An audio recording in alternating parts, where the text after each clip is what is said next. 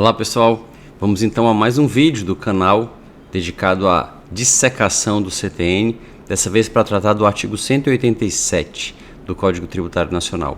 Mas antes de começar o assunto, o trato do vídeo, o trato do tema do comentário ao artigo 187, eu queria fazer algumas remissões rápidas a alguns livros que são importantes para o aprofundamento desse assunto. O primeiro deles é esse volume de comentários ao Código Tributário Nacional, do professor Hugo de Brito Machado. Esse daqui é um livro que foi editado em 3 volumes. Nós temos 3 volumes dos comentários ao CTN. O primeiro volume, ele comenta do artigo 1º ao 95, que é a parte especial do CTN. Tem os primeiros 18 artigos que tratam ainda da parte geral também, o conceito de tributo, as normas relativas às limitações ao poder de tributar, lá no artigo 9º, no artigo 14º, que são alusivas ao que hoje consta do artigo 150, 151 e 152 da Constituição. Mas logo depois temos a questão das espécies de tributo e tudo, mas logo depois, a partir do artigo 19 até o 95, nós temos artigos que cuidam da parte especial, dos tributos em espécie, do imposto de renda, do IPI, do IOF, do IPTU, do ITR, normas gerais sobre esses tributos. Depois, no volume 2, do artigo 96 ao 138, que trata de legislação tributária até denúncia espontânea. E, por último, o terceiro volume, que vai do 139 até o 218. Então, como se pode ver, é uma obra bastante vasta, é uma obra bastante profunda. E eu considero essa obra a obra por excelência, digamos assim, a obra mais profunda, de maturidade, do professor Hugo de Brito Machado pai, do meu falecido pai. Ele publicou alguns livros depois deste, muitos livros depois deste, publicou livros antes deste também, mas por que esse me parece a obra que representa o ápice da sua carreira e do seu desempenho intelectual? Ele ainda tinha o vigor da juventude, ele tinha se aposentado há relativamente pouco tempo do Tribunal Regional Federal da 5ª Região, mas estava no auge da sua produção intelectual, da sua pesquisa, já tinha acumulado uma bagagem muito grande de estudo, de pesquisa, de reflexão, tanto teórica como práticas. E ele dedicou muito tempo e muita energia a esses comentários. Ele passava muito tempo estudando, refletindo, lendo, não só ruminando leituras que já tinha feito ao longo de toda a vida, mas lendo também especificamente para fazer esses comentários. Não à toa, são 3 volumes, bastante espessos, volumosos, aprofundando o comentário de cada um desses artigos. O livro sairá uma edição nova daqui a algum tempo, se aguarda a regulamentação da reforma tributária para que se possa preparar uma nova edição desse livro. Eu serei o atualizador, mas por enquanto essa obra pode ser ainda encontrada, e principalmente em sebos, mas mesmo em uma nova edição, não recente, que a edição é já de alguns anos, mas livros novos. Mas é uma obra que trata de aspectos teóricos profundos que não se desatualizam, e os artigos do CTN, em sua grande maioria, também não foram modificados. Então é uma obra que justifica, é o caso deste que estamos dissecando agora. Então é uma obra que, sobretudo para conhecer em profundidade a teoria subjacente a cada um desses artigos, é uma obra muito importante. Então, além dele, deixo aqui a indicação também do meu manual de direito tributário, que examina todos esses assuntos aqui dissecados e outros de uma forma mais superficial e panorâmica, que está na sua 14ª edição, atualizada até 2024, e o curso de Direito Tributário do professor Hugo de Brito Machado pai, o mesmo autor, meu pai, mesmo autor desses comentários, que é o seu carro-chefe, né, o seu livro didático, que já está na 43ª edição, essa também é atualizada por mim, e que também cuida desses assuntos. Mas vamos aos comentários ao artigo 187 do Código Tributário Nacional. O artigo 187, sim, esses livros e outros escritos por mim podem ser adquiridos por meio de links que tem aqui na descrição desse vídeo. Além de ser possível encontrar em geral na internet, mas para facilitar a vida de quem assiste, na descrição do vídeo há links que conduzem a esses livros aqui. Mas vamos lá, o artigo 187. A cobrança judicial do crédito tributário não é sujeita a concurso de credores ou habilitação em falência, recuperação judicial, concordata, inventário ou arrolamento.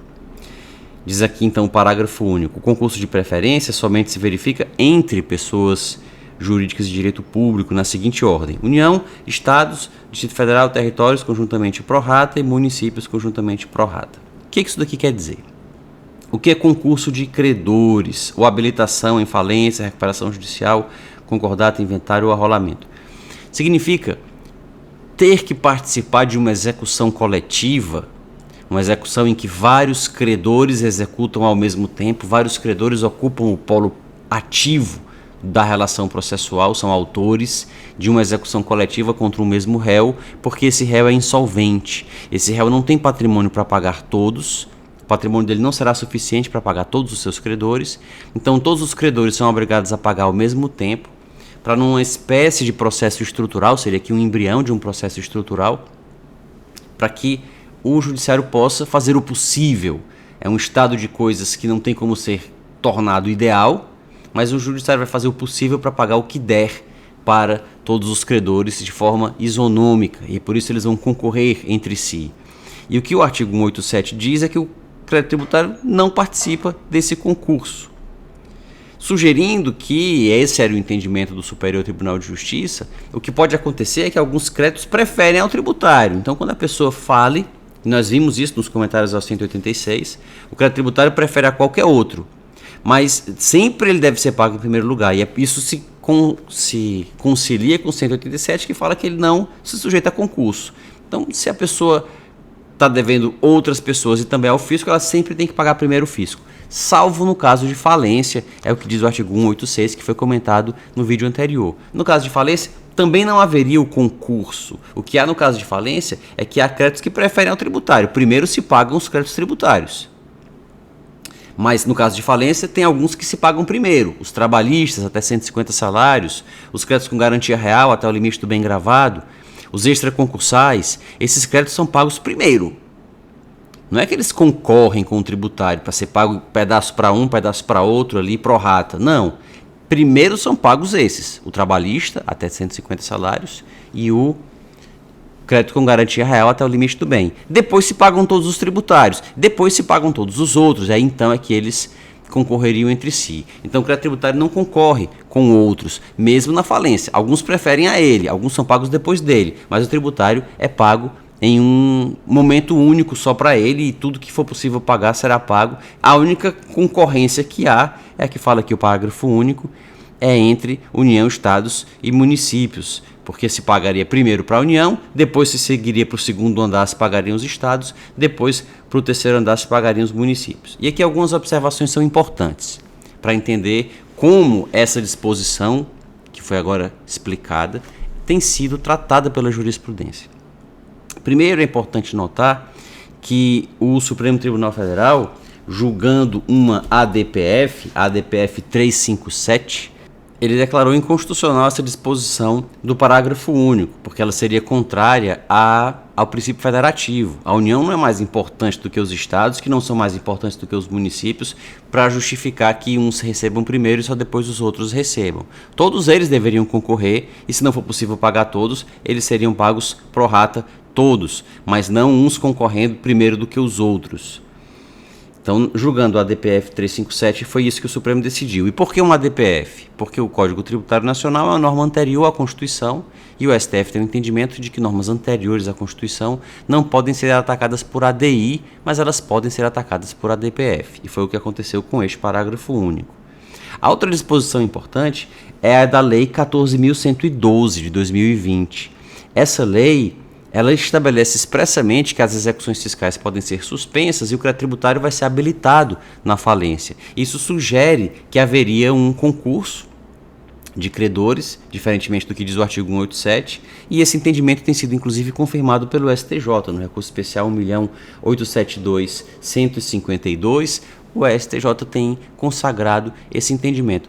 Ainda assim, se pode talvez conciliar com o artigo 187. O crédito tributário não vai concorrer com os outros, ele vai ser pago primeiro do que os outros, respeitada só a preferência do trabalhista até 150 salários e do com garantia real, mas ele seria pago dentro da falência, no concurso, na execução coletiva, não concorrendo com os privados, que são pagos só depois, mas ele seria pago apenas processualmente dentro do mesmo cenário, dentro do mesmo momento, em vez de as execuções tramitarem separadamente e, quando for feita a penhora, arremata-se o bem e depois se remete o dinheiro para o juízo da falência, se tiver algum credor que prefere ao tributário, ainda para ser pago, ou se paga logo o tributário, e aí essa comunicação não é mais necessária entre os juízos da execução da falência, tudo é feito dentro da falência.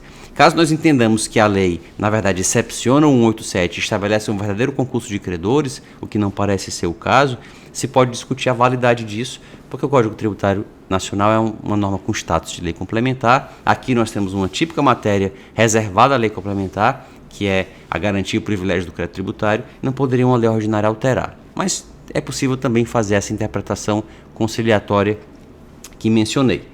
Se tiver gostado desse vídeo, não se esqueça de curti-lo, de se inscrever no canal para acompanhar os próximos e de deixar na caixa de comentários o que gostaria de ver tratado em outros vídeos. Até lá!